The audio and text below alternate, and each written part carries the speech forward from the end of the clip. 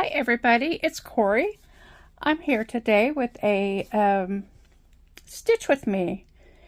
This is the diamond painting effect with Cori, which should be the diamond painting and stitching effect with Cori. The project that I'm working on is this lady with the daisy. It's a 40 by 50 centimeters on 11 count Aida. It is 129 stitches wide by 173 stitches high. And I am working on this as part of a event to raise awareness to obesity. And this is from Pencil Surprises and Diamond Grandma, who are co-hosting it together.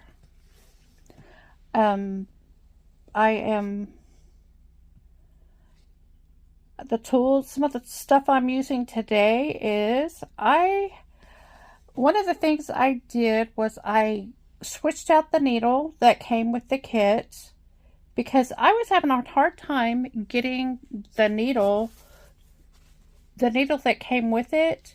I was having a hard time getting it through the holes. And if you can see, those are pretty big holes. But so I switched over to one of my DMC tailor, is that what the word? What's the word? It starts with a T. Tapestry needles, size 26, and it has been working a lot better.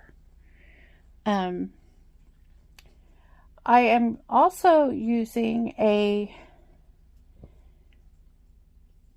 I'm going back to my old way of sewing again. I'm using a thread conditioner because I've been having trouble with this. This is a thread conditioner. I never knew a thing about this until Christmas. My sister gave this to me, part of my Christmas present. It's called Thread Magic. It comes in a blue container with a beige taupe lid.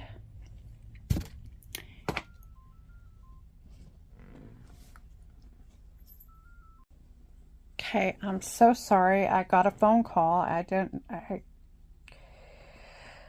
I'm expecting an important call, so I needed to take it.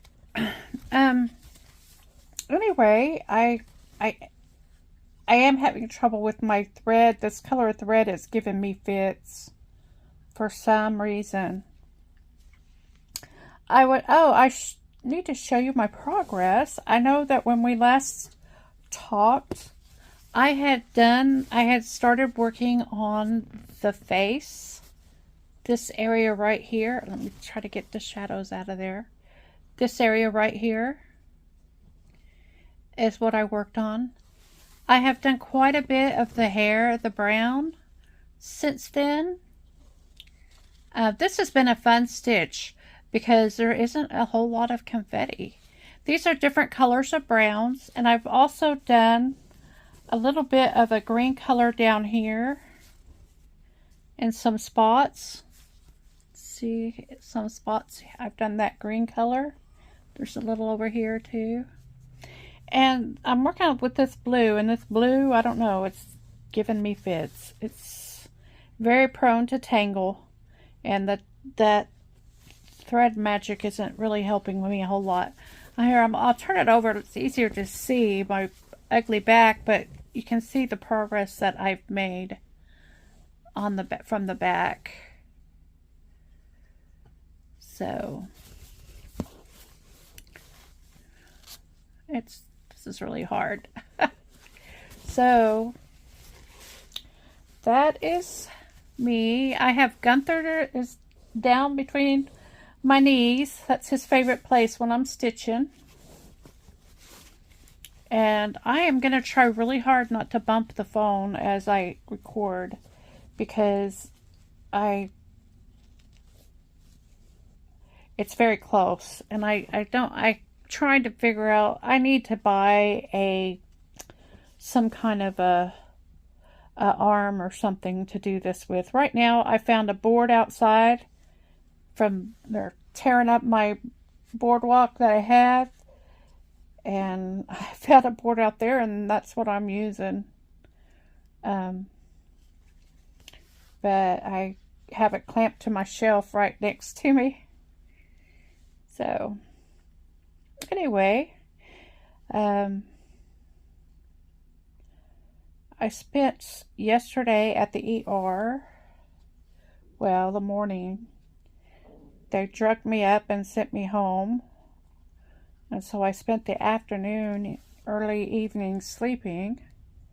And I spent all night awake. So everything was fine. I thought I was having a stroke, and it was only a migraine, although a migraine does hurt. I will say that. I don't have very many migraines, so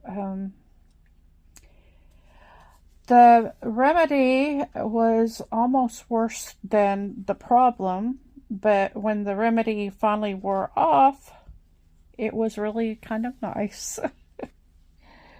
So I had quite a bit of time to stitch last night.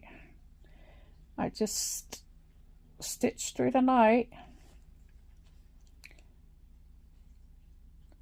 And I feel better today. There's a very small nagging headache. Hopefully it will stay that way or go away.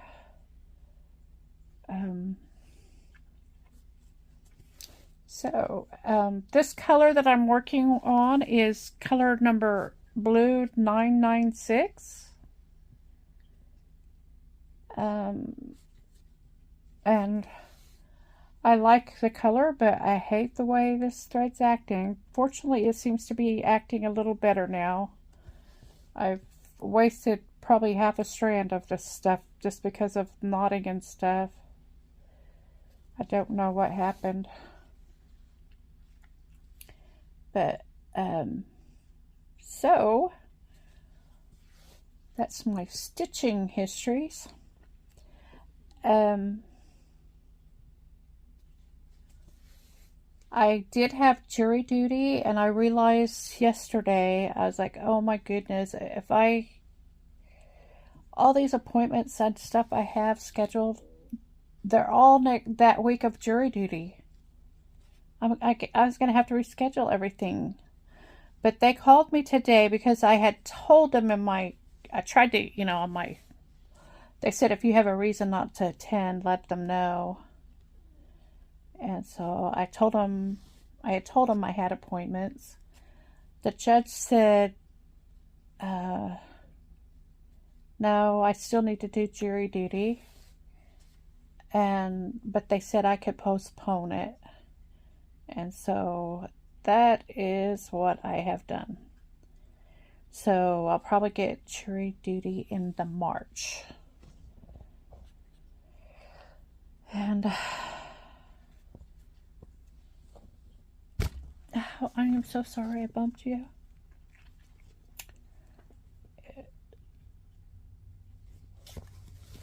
So that's a relief. I don't need to worry about that now. Some of the appointments I knew about, but I just got through scheduling. They're gonna do it's called a V&G. And that's where they put the astronauts through this test to see to test their balance. And I guess they have something that goes over your eyes and it records your eye movements while they do stupid things to you. And I asked him, I go, are you going to give me a barf bag? He goes, yep. And you won't be the first one to use it if you need to use it. Let's go, oh, great. But, so, I'm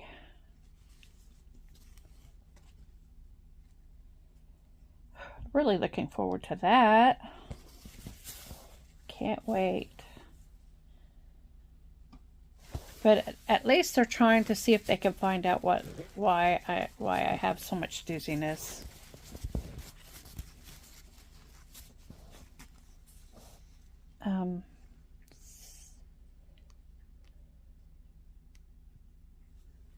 I don't know.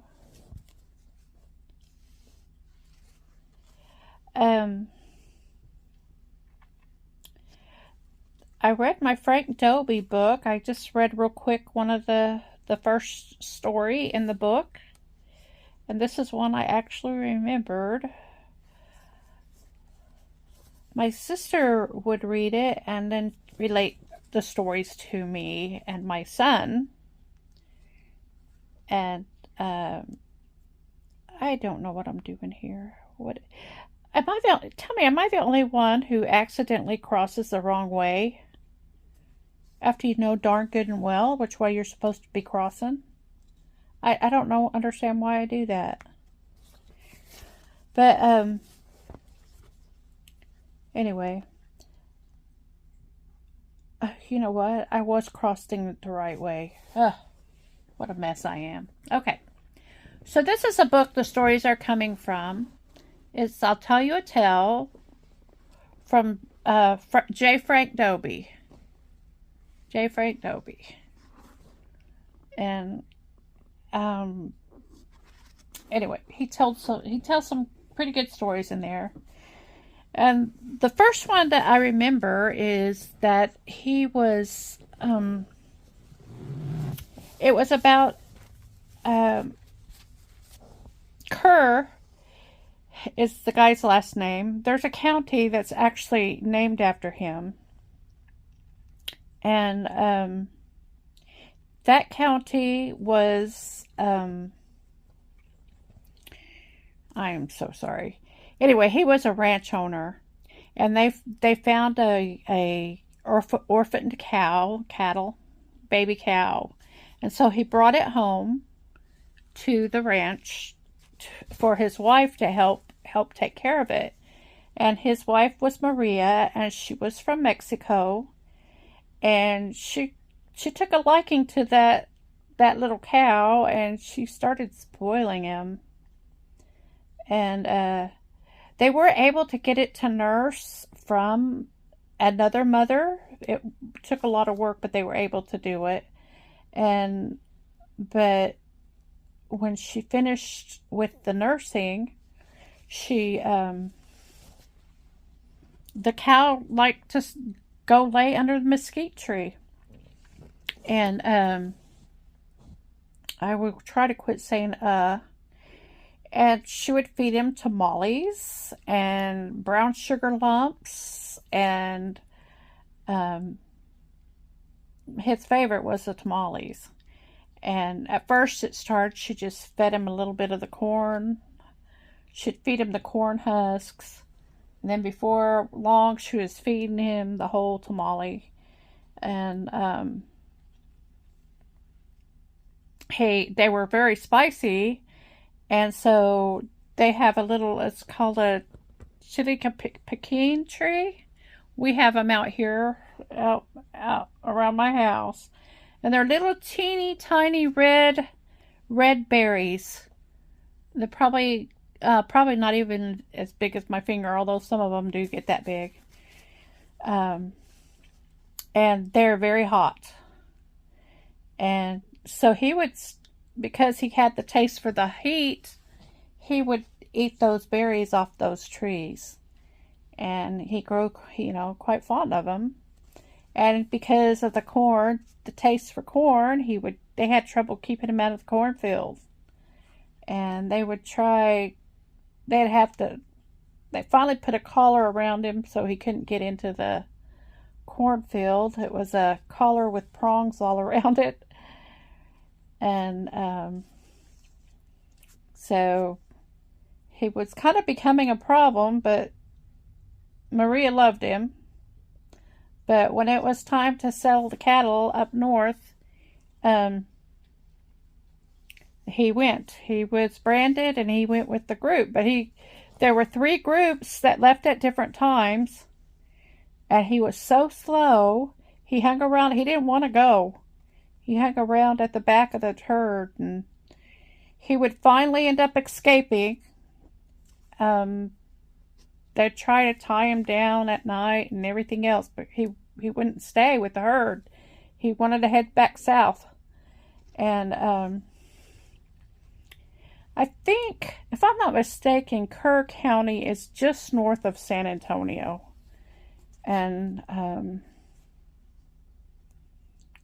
so anyway, he would head back south, and then the next group would spot him coming up, and they'd put him part of their herd and try to keep him in the herd. Well, he finally made it all the way up to Wyoming, and he got rebranded up there, and and the cowboys were glad to be rid of him because he wasn't their problem anymore, and they headed back south. Well, the next spring, when they got ready to do their next cattle drive, that, everybody came to do the cattle drive, there they see that cow again. And they asked Mr. Kerr, what is that cow here? And he said, he found his way back about 6 weeks ago. So that cow traveled, I don't know when he escaped, but he traveled all the way back. And Maria was so happy to see her. They named him Sancho. She was so happy to see Sancho. She fed him all kinds of tamales, and he spent the rest of his days under that mesquite tree outside their house. And that's the story of Sancho the cow, the steer. He was a steer. And anyway,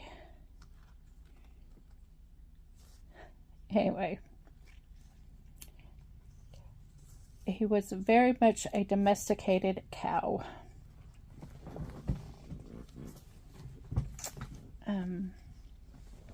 I don't even know if y'all can see what I'm doing here.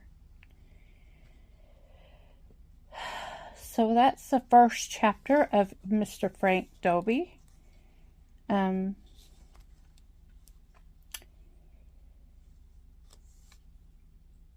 named a lot of buildings here after him. Because I guess he grew up in this area, lived in this area, and so that's my story. I don't know what they call those kind of tales. Are they folk tales? It's a tall tale, I think is what it is. I don't know how much truth is to them. And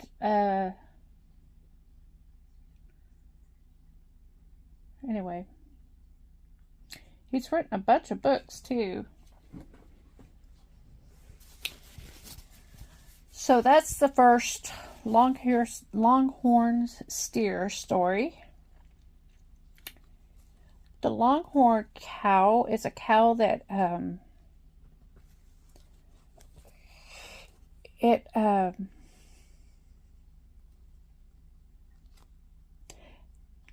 they believe the reason that they evolved to grow those long horns is because there's so much brush country in this area that they have trouble getting through, getting stuck.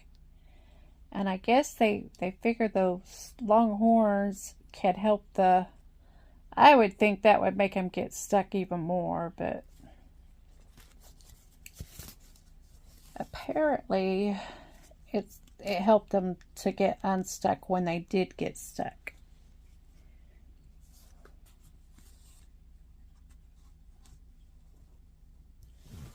Let's see.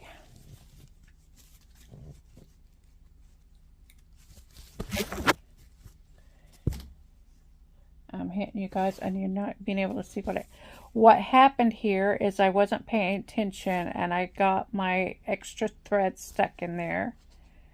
So I'm going to try to undo this stitch the way you're not supposed to and see if I can fix that issue.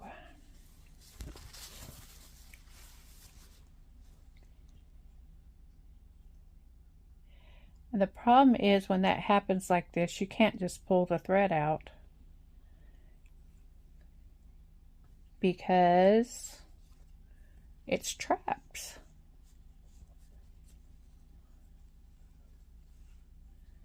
So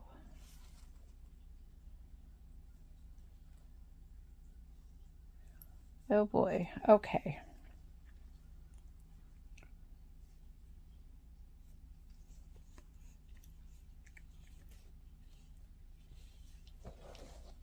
Sometimes if you unwind it, it helps to loosen it up wherever it got, the tail got trailed.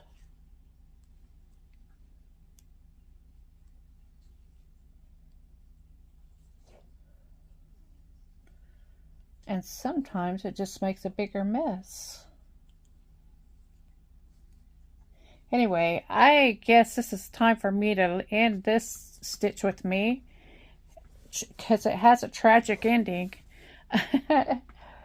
So I enjoyed it. I hope you did. I hope to be a little more excited and learn how to speak with less uhs and ohs and so and all that stuff. I think what it is the problem is I'm having a trouble with the multitasking of talking and stitching. And I'm going to have to work over that problem. I can do it when people are here and around me. I don't know why I can't do it to a camera. But anyway, y'all take care. I would love to see you again in the next one. Don't forget to hit like, subscribe, and ring that notification bell. Talk to you later.